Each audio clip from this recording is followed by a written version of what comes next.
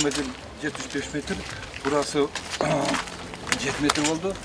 Yolun iki tarafında 2 metreden çoğu adamda yürüyüşü yol olur, tatı var. Aslında öyle iki tarafında latop olur. Bu üç ekede markada. Aslında öyle mına bağdarak ekkenge zilonu palasızlık koyup 1 metreni iki tarafından algılar. Bu yaşandı. Asfaltın yolun kalınlığı 12 santimetre olurdu. Aslında öyle mına o yolduğunu zinak yapılır. Bu ilgili Sovetski. Bu şekilde o suyma var o. Bu şekilde polnu rekonstrüksiyon var. Yol eski asfalt polnu alınlar. Bu eski ortakta alınlar. Temizlenip tam okulan ve жаңа asfalt var. Anan emeli bayağı asfaltın, sapatın bir laboratuvardan ötközüp жасалган болчу. Adisler менен сүйлөшүп туруp ötközüp sapatına көңүл бургулачы. Мына азыр канча деп атасың? 20 сметалык басып ушу. 20 milyon. Эмне унча көп? O yerде polnu karalgan da. Эмне полный? Sol atol var, yenesi var. Şonda деле көп да. Мынаны карап чыккыла эмне. Басы канча да? Тендерлер Мен тендер 22 миллион коюпсуңар. Канча процент? 20% түшкөндө деле 17-18 миллион болуп атпатты. Бирок кымбат да мына 1 километрден. Анан мына элдин сындаганы, коомчулуктун сындаганы турадан кымбат коесуңар ана тендерди. Эмне септеп чыккыла? Баскан сапаттуу деп баскан асфальтыңардын көрдүк ана Шакиров адам. Мына азыр бүт элдин сынына кабыл атабыз. Турада эми. Турада. Сын тура. 1 жыл өтпөй жарылып атат бардыгы. Ал азыр басым бүт карап чыккыла, кайрадан кара шашылыш жок. Карап чыгып эме кылгыла. Биз силер менен аралашканыбыз жок. Бирок силер специалистсиңер. Силер жоопту силерсиңер, заказчик силерсиңер мына чоңкуруу ишканасы. Лоток басканда деле эсептеп чыккыла, лотокто эсептегиле. Я ушул бир 10 жыл турса мейли да. 1 жыл өтпөй кайра ремонт этип аткансың. Карагыла, мында карап чыккыла. Асаман зависит, баксана. Ана мына тиешелүү кызматкерлер биздин эме жетекчилер турасыңар баардыгыңар баягы Шакировдагыдай болбой эле. Кийин суу чыгып кетти, мына проектиде жок экен андай. Азыр иш башталып элек да, атай мына силер чакырдык. Баардыгын жасай турган ишиңерди жасап алгыла. Тротуарга чыккандар мына элдер турасыздарбы? Өзүңөр эле ачып бергиле, кайерге чыкканыңардычы.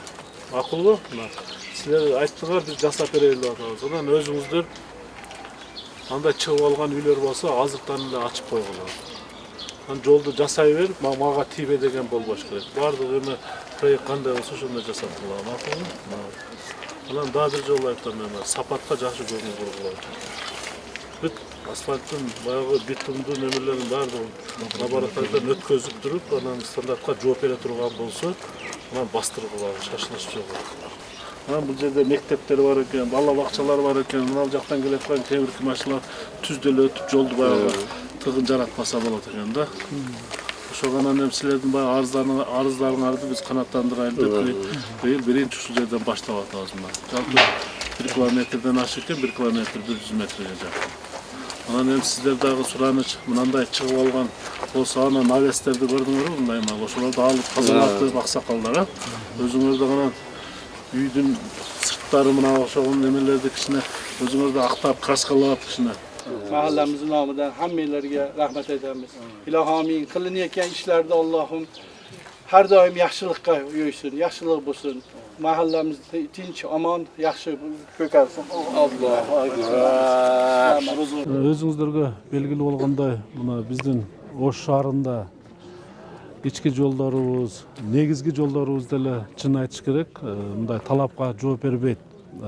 Биз ушул негизги жолдорубузду жасатуу боюнча атайын мамлекет башчыларыбызга кайрылганбыз. Ушул грант алып келүү боюнча дагы мына өзүңүздөргө белгилүү болгондой Кытай мамлекети менен сүйлөшүүлөр жүрүп атат. Буга чейин келип, быйыл ошол иштер башталыш керек эле. Бирок тилекке каршы пандемияга байланыштуу ушул гранттын келүүсү бүгүнкү күндө токтоп турат да. Мына Садыр Нуркожоевич менен дагы жолукканда биз айтып атабыз, ушу Кытай мамлекети менен ушу сүйлөшүүнү жүргүзүп, ушу Ош шаарына болгон ушул грантты алып келүү боюнча мына сүйлөшүүлөр жүрүп атат. Буюрса мамлекет башчыбыз да ушу Кытай мамлекетине барып иш сапары менен барса, мен ойлойм ушул маселе ички жолдорубузга, өзүбүздүн баланста турган жолдорубузга жылда акча бөлүп, ушул шагылдоо иштерин, ямыштын ремонтторду, анан асфальттоо иштерин дагы жасап келебиз. Мына быйыл дагы жергиликтүү бюджеттин эсебинен 100 миллион сом акча каражаты ушу ички жолдорго каралды. Биз бүгүн ушу мына Алиев көчөсүнөн баштап бул жердин узундугу 1 километр 100 метрге жакын жол. Буга сметалык баасы 22 миллион сом каралып атат, бирок жакын арада тендер өтсө, бул дагы акчасы түшүш керек. Мен дагы азыр айтып атам, ушул сметалык бааны дагы кайрадан карап чыккылагын деп.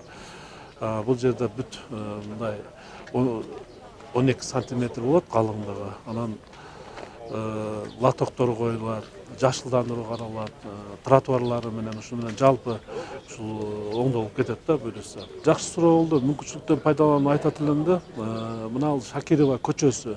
Ушул боюнча көптөгөн мына сын пикирлер айтылып келет. Бирок мен сынды туура кабыл алабыз дайыма. Мен дайыма ушул бир ишти баштап атканда мындай сапатка көңүл бургула деп айтабыз да. Бирок мына Шакирова көчөсүндө дагы биз оңдогондон кийин бул 2 километр, 2,5 километрге жакын жол, чакырымга жакын жол, бирок 78 миллион сом акча кеткен да. Бирок өзүңүздөргө белгилүү болгондой ал көчөнүн 12 метрди биз 20 метрге кеңейттик да. Кеңейттик. Астыңда коммуникациялардын бардыгын алмаштырдык. Освещение, лотоктор мындайча айтканда жүйөлүү эле баалар да. Бирок ошол жерде биз оңдогондон кийин мына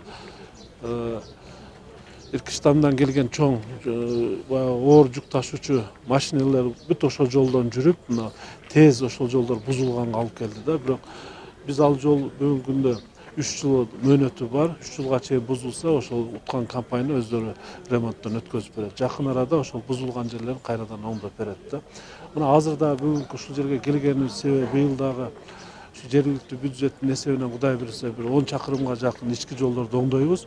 Мен азыр келип, мына тиешелүү муниципалдык ишкананын жетекчилери, мамлекеттик ишкананын жетекчилери менен келип, буларга айтып атам, ушу эң негизгиси биз сапатка көңүл бурайлы деп атабыз. Мына ошол асфальттоо иштери башталаардын астында ар бир асфальттын сапаттарын, битумдун сапаттарын лабораториядан текшерип туруп, анан стандартка, нормага туура келсе, анан ошол ишти улантуу каралат да. Биз былтыркы Шакирова көчөсү бизге бул сабак болуш керек деп атабыз.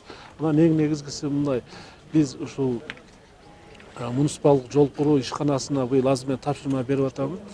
Biz 2,5 жылдын ичинде өзүңүздөргө белгилүү болгондой бир 60-70 ушул техника алып бердик да муниципалдык ишканаларга. Азыр ушул жол куруу ишканасына дагы биз атайын асфальттоо мына Япониядан техникаларды алып келдик. Быйыл дагы алып берели деп атабыз. Кийинки жылга буюрса азыр уже сүйлөшүү иштерин жүрүп атабыз. Биз асфальт заводдагы алып берели деп атабыз, лизингке ушул ишканагачы. Себеби мына 1 километрдин баасын көрүп атасыздар да. Мына 20 миллиондон 15 миллиондон тегерегинде акчалар кетип атат. Биз ушул ишканага толук шарттарды түзүп бере турган болсок, азыркы 1-2 километр жасаган жолго биз 5-6 километр жасаганга мүмкүнчүлүк түзүлөт. Ошол үчүн ушул ишкананы биз жандандырайлы деп атабыз да. Мына ошол жумушчулардын айлыктарын да көтөрүп, алардын ишке болгон кызыгуусун да биз арттырышыбыз керек. Анан көп дагы элдерден сындар айтылышы мүмкүн. Быйылкы мындай ямыштын ремонттоо шаардын ичиндеги ушул кеч башталып атат, асфальттоо иштерин кеч башталып атат деген туура эле биз кабыл алабыз. Себеби мына погодага байланыштуу биздин асфальтный заводдор мына бүгүнкү күнгө чейин иштебей атат. Мына биз мага маалымат берди, азыр бүгүндөн баштап иштеп атат деп. Биз Кудай буйрса ушул заводдор иштей баштаса эле мына шаардын ичиндеги жолдорду тез аранын ичинде ошо ямыштын ремонтторун кылып, ушундай баштаган иштерибизди быйыл толук аягына чыгарганга аракеттерди кылабыз. Жергиликтүү бюджеттин эсебинен именно жергиликтүү бөлүндө 100 миллион акча каралды. Ушу жол ремонтта, ошо жолго тиешелүү тротуар, лоток, ошондой светофорлор, разметкаларга берилип 100 миллион каралды. Ошонун ичинен быйылкыга ушул именно Алиева көчө 1 километр почти 100 метр болот. Полный оңдолот. Эски асфальттын катмалары алынып ташталып, алдына кайра трамбовка кылып полный метип, эки чекесинен лотоктор кетет. Ошондой эле эки чекесинен 2 метрден жөө адамдар жүрүүчү тротуарлар болот. Ошондой эле багдарак эгилге жолдун эки чекесинен зелёный полоса деп коет. 1 метрден 2 тарабын алгалат. Uzunluğu 1 metre, 1 kilometre 100 metre болот. Bu şehir boyunca 530 kilometre yolumuz var. Anın içinden 300'den aşağı yol asfaltlanıp da bundan da yollar. Kayda ümetim. 200 kilometrede geliyoruz. Şakıldanan can konuşların yolları. Bu yıllıkta bundan 8 kilometre yol planlaştırdık. Кайсыл жерлер болот ошо? Ошондо мына Алиева көчөсү болуп атат. Ошондо эле ирригатор деп коет. Турал микрорайонунда ирригатор көчөсү болот. Айда дагы 1 километр 300 метр болот. Актилек микрорайонунда 16-чы көчө болот. Наркы кеңеш эмесинде Жабалак айлык көтүндө 3 көчө болот. Алиева көчө, Тейкеди көчөдө, ушундай дагы көчө. Ошондой эле мына майда шаардын ичиндеги көчөлөрдөн домдолго кирген көчөлөрдөн дагы 5 миллиондук көчө элемент болот.